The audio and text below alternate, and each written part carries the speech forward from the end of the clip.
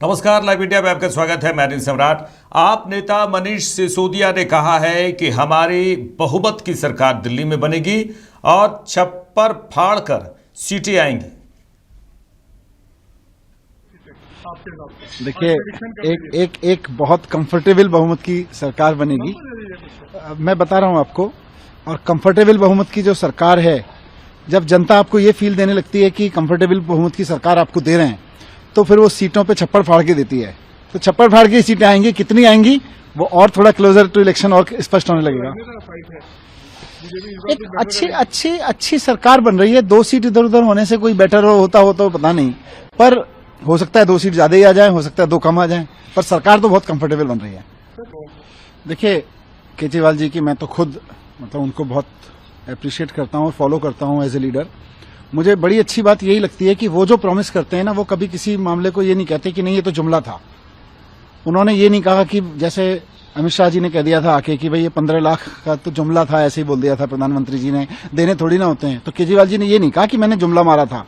बोले हाँ, एक दिल्ली वासी होने के नाते दिल्ली में यमुना साफ होनी चाहिए और मेरा भी ख्वाब है कि वो साफ हो और मैं उस पर काम करूंगा। उतना काम नहीं कर पाया जितना करना है, मैं और आगे करूंगा। चलिए आगे बढ़ेंगे। कांग्रेस नेता विनेश फोगाट ने कहा है कि हम बीजेपी और आप दोनों को देख चुके हैं और दिल्ली की जनता दोनों को देख चुकी है।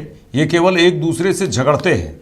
हमारी पार्टी ने जिस प्रदेश में जो घोषणाएं की वे सभी पूरी की गई हैं। वहीं विनेश फोगाट ने कहा कि हमारी पार्टी कांग्रेस के लोगों ने बहुत खून पसीना बहाया है। शिलाजी दीक्षित जी ने जो दिल्ली के लिए काम किया है, आपने आम आदमी पार्टी की सरकार देख ली है, भारतीय जनता पार्टी की भी केंद्र में सरकार है। ये सब आपस में झगड़ा करते, वो काम करने नहीं देता, वो नहीं करने देता। लेकिन जब शिलाजी की सरकार थी तब भी भारतीय जनता पार्टी की सेंटर में सरकार थी, लेकिन उन्होंने दिल्ली वासियों को काम करके दिखाया। तो जो काम करके दिखाया है और जो हमारे विचारधारा है, जो पार्टी की विचारधारा है, उसके अकॉर्डिंग मैं लोगों से अपील करती हूँ। उसी के अकॉर्डिंग हम यहाँ बैठे हैं कि हमारी पार्टी को वोट दीजिए और विश्वास कीजिए। हमारी पार्टी ने जिस भी स्टेट में जो भी घोषणाएं की हैं, जो भी वायदे किए हैं, और वो जो जिसको रेवड़िया बोलने का काम कर रहे हैं, बेरोजगारी इस चरम पे है कि हमें एज ए पार्टी हमें भी देखना पड़ रहा है कि गरीब लोगों के लिए हम क्या कर सकते हैं। क्या केजरीवाल अगर कांग्रेस से घबराए हुए हैं, इसलिए कह रहे हैं कि कांग्रेस को सीरियस लेने की जरूरत नहीं है?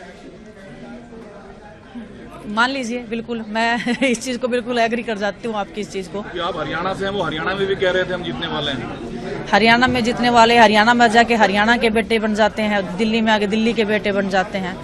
और मैंने आपको बताया कि कांग्रेस का जो इतिहास है, कोई वो मजाक का इतिहास नहीं रहा है। हमारी पार्टी के लोगों ने बहुत खून पसीना बहाया, जेल में रहे हैं लोगों ने संघर्ष किया, तभी यह पार्टी बनी थी। और इसका इतिहास अगर देखना तो आप जाके कांग्रेस के नए दफ्तर में आपको हर जो इतिहास का एक छोटा से छोटा जो हमारे पार्टी का कार्यकर्ता था, उनका भी आपको इतिहास वहाँ पे मिल जाएगा। बीजेपी ने भी एक अट्रैक्टिव मैनिफेस्टो लॉन्च किया, वो तो कॉपी पेस्ट कर रहे हैं ना। अभी जो 2,500 रुपए जो महिलाओं के लिए 250 रुपए जो वो किए थे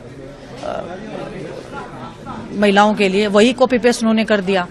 तो ये तो अपना कॉपी पेस्ट स्कीम चल रहा है। और जो 50 रुपए की जो बात है, हंसी आती है सोच के। इस महंगाई में अगर भारतीय जनता पार्टी 50 रुपए में था, 5 रुपए की बात कर रही है। ओहो, मैंने कुछ ज्यादा बोल दिया। तो वो 5 रुपए में थाली देने की बात कर रही है, तो ये तो मतलब हंसी के पात्र है। अगर आप किसी आज के दिन एयरपोर्ट पे, रेलवे स्टेशन पे जाके देखो, पानी की बोतल नहीं मिलती है 5 रुपए में, तो वो क्या।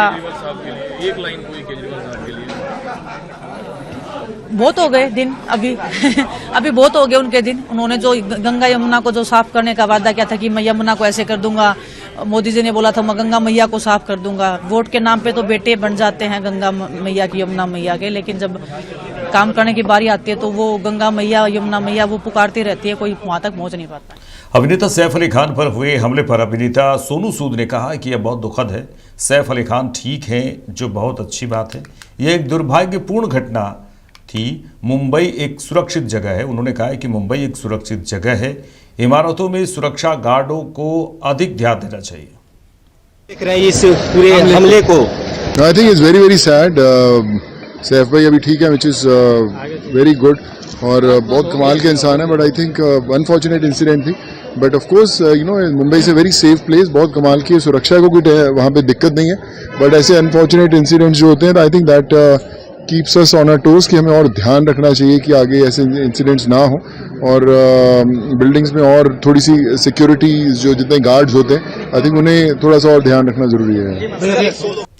वहीं अभिनेता सैफ अली खान पर हुए हमले पर नेशनल कॉन्फ्रेंस के अध्यक्ष डॉक्टर फारूक अब्दुल्ला ने कहा है कि मैं सैफ अली खान के लिए दुआ करता हूं और उन्होंने कहा है कि अल्लाह का शुक्र है कि उसकी जान बच गई, हमारे देश में ऐसी चीज़ें ना हों। तरफ मिल रहा है कि मैं उसके लिए भी दुआ करूं जिसे सैफ अली खान साहब जिसको कुछ गुंडों ने उसके घर में घुस के उस पर हमला किया था, अल्लाह का शुक्र है उसकी जान बच गई और दुआ करूंगा कि अल्लाह ताला और ये जो हमारे बुजुर्ग यहाँ हैं कि इनकी दुआ उनको मिले कि वो जल्दी सेहतियाब हो और ऐसे चीज़ें न हो हमारे देश में जहाँ पे लोगों पे ऐसे हमले किए जाएं। मुंबई के ऑटो रिक्शा चालक भजन सिंह राणा ने हमले के बाद अभिनेता सैफ अली खान को लीलावती अस्पताल पहुंचाया। उन्होंने कहा कि मुझे बाद में मालूम हुआ कि खून से लथपथ अभिनेता सैफ अली खान है। फिलहाल ऑटो रिक्शा चालक भजन सिंह राणा से पुलिस पूछताछ कर रही है।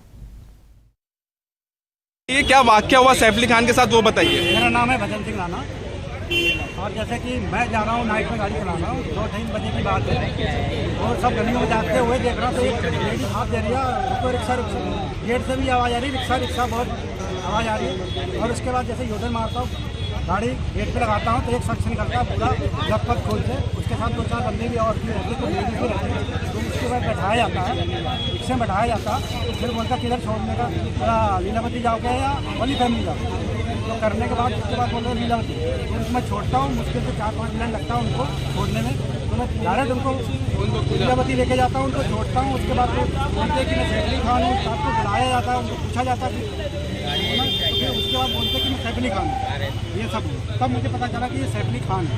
क्या आपको पुलिस ने स्टेटमेंट के लिए बुलाया है? नहीं वैसा कुछ नहीं, मेरा कितना जख्म था जब सैफ अली खान आपकी गाड़ी में बैठे? कम कम ऐसा नहीं देखा था, ऐसा बुलेट हल्का निकल रहा था, गर्दन से निकल रहा था, बाकी जब उतरे थे तो पीठ से भी निकल रहा था।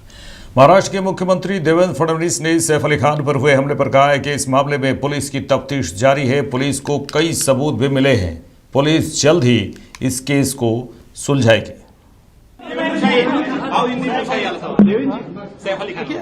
ऐसा है, उस मामले में पुलिस की तफ्तीश जारी है, पुलिस ने इसके बारे में आपको ब्रीफिंग भी दिया है, बहुत क्लूज पुलिस को मिले हैं, मुझे लगता है कि पुलिस जल्दी इस केस को जीरो डाउन करेगी।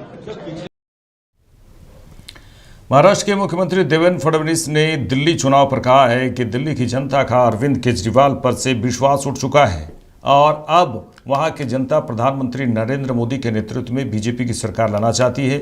इस बार वहां दिल्ली में बीजेपी की सरकार आएगी। मास्टर स्ट्रोक होगा। देखिए, दिल्ली की जनता का केजरीवाल जी के ऊपर से विश्वास उठ गया है और वो मोदी जी के नेतृत्व में बीजेपी की सरकार लाना चाहते हैं और इस बार बीजेपी की सरकार वहां आएगी। चलिए आगे बढ़ेंगे। बिहार चुनाव पर AIMIM प्रमुख असदुद्दीन अवैसी ने कहा है कि हमारी पूरी तैयारी है बिहार चुनाव को लेकर और उन्होंने कहा है कि हमारी कोशिश है कि हम अच्छे से लड़ेंगे, हमारे उम्मीदवार जीतेंगे। चुनाव बिहार में चुनाव है, क्या तैयारी रहेगी MIM बिहार में? हाँ, तैयारी पूरी है, तैयारी चल रही है और पूरी कोशिश है कि हम अच्छी तरह से लड़ेंगे, हमारे कैंडिडेट को विधायक बनाएंगे। क्या किसी के साथ अलायंस की कोई? अभी देखिए क्या होता है। दिल्ली विधानसभा चुनाव 2025 पर आप नेता संजय सिंह ने कहा है कि विकासपुरी में महेंद्र यादव भारी मतों से जीतेंगे और दिल्ली में मुख्यमंत्री अरविंद केजरीवाल ही बनेंगे। विकासपुरी में महेंद्र यादव जी भारी मतों से जीतेंगे और दिल्ली में मुख्यमंत्री बनेंगे केजरीवाल जी। 2100 रुपए की महिला सम्मान राशि, संजीवनी योजना, पुजारियों के लिए सम्मान राशि और जो भाई हमारी योजनाएं पहले से चल रही वो सब जारी रहेंगी। ये वादा, ये गारंटी दिल्ली की जनता को आम आदमी पार्टी दे रही है और इसलिए मुझे पूरा भरोसा है पिछली बार से ज्यादा अंतर से महेंद्र यादव जी विकासपुरी से जीतेंगे। बीजेपी नेता तरुण चुग ने दिल्ली विधानसभा चुनाव के लिए बीजेपी की घोषणा पत्र पर कहा है कि महिला, युवा, गरीब और पिछड़ों के कल्याण का संकल्प दोहराया गया है। प्रधानमंत्री नरेंद्र मोदी का सबका साथ और सबका विकास का भी संकल्प है। इसमें बीजेपी के घोषणा पत्र में साफ दिखाई पड़ रहा है। दिल्ली में 5 रुपए में भोजन, झुग्गी झोपड़ी में पक्का मकान, संकल्प पत्र में इसी संकल्पता को दोहराई गई है।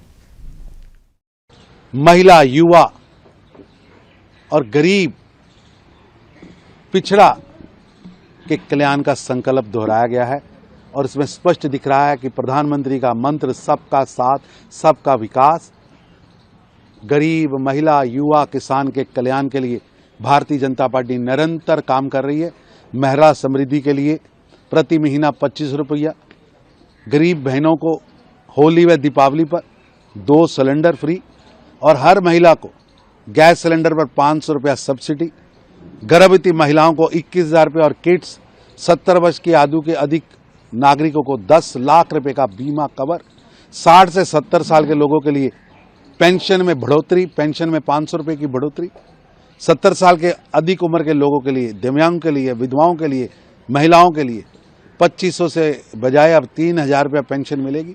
दिल्ली में 5 रुपये में भोजन, झुग्गी झोपड़ी में पक्का मकान, ये सब बातें प्रधानमंत्री मोदी जी के गरीब कल्याण के विजन को, जिसे वो अपने शब्दों में ज्ञान कहते हैं, गरीब, युवा, अन्नदाता, किसान, महिला, उन सब के कल्याण के लिए संकल्प पत्र में बीजेपी नेता शाहजाद पूनावाला ने बीजेपी की घोषणा पत्र को लेकर आप संयोजक और नई दिल्ली विधानसभा सीट से उम्मीदवार अरविंद केजरीवाल के बयान पर कहा है कि हमारे संकल्प पत्र में हमने जो भी गारंटियां दी हैं वो मोदी जी की गारंटी है, यानी गारंटी की पूरी होने की गारंटी। उन्होंने कहा कि हमने तो अपनी सारी गारंटी, चाहे वो महाराष्ट्र हो, मध्य प्रदेश हो, छत्तीसगढ़ हो, राजस्थान हो, हर जगह पूरी की है। हमारे संकल्प पत्र में पाठशाला की बात है, जबकि अरविंद केजरीवाल और उनकी पार्टी के लोग कह रहे हैं कि हम पाठशाला नहीं मधुशाला के लिए काम करेंगे। उन्होंने कहा कि दोनों में बहुत अंतर है। इसकी जरूरत पड़ी।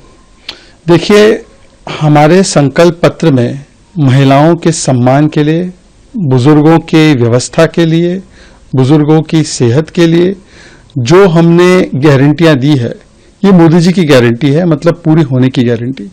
हमने तो अपनी सारी गारंटी, चाहे वो महिलाओं को जो दी है, वो महाराष्ट्र हो, मध्य प्रदेश हो, छत्तीसगढ़ हो, राजस्थान हो, हर जगह हमने अपनी गारंटी पूरी की है। पर अरविंद केजरीवाल जी, आप बताइए, आपने तो पंजाब की महिलाओं को 1,000 रुपए प्रति महीना देने का वादा किया था। अब तो 2.5 साल से ज्यादा हो गया आपकी सरकार को। कितनी महिलाओं को पंजाब में आपने वो वादा पूरा करके दिया? 5 नाम गिनवा दीजिए। सवाल ये भी बनता है कि हमारे संकल्प पत्र में पाठशाला की बात है, जबकि अरविंद केजरीवाल और उनकी पार्टी वाले तो टीवी इंटरव्यू में बोल रहे हैं हम तो पाठशाला नहीं, हम मधुशाला के लिए काम करेंगे, हम तो शराब नीति को वापस लाएंगे, हम तो 1 पे 1 फ्री देंगे। तो वो 1 पे 1 फ्री देने की बात करते हैं, गली गली मोहल्ले मोहल्ले दारू पहुंचाने की बात करते हैं, मधुशाला खोलने की बात करते हैं। हमारा संकल्प पत्र तो पाठशाला खोलने की बात, घर तक पानी पहुंचाने की बात और महिलाओं को सम्मान देने की बात करता है। दोनों में बहुत अंतर है। मेरे साथ इस बुलेटिन में इतना ही। देश दुनिया की तमाम खबरों के लिए देखते रहिए लाइव इंडिया। नमस्कार।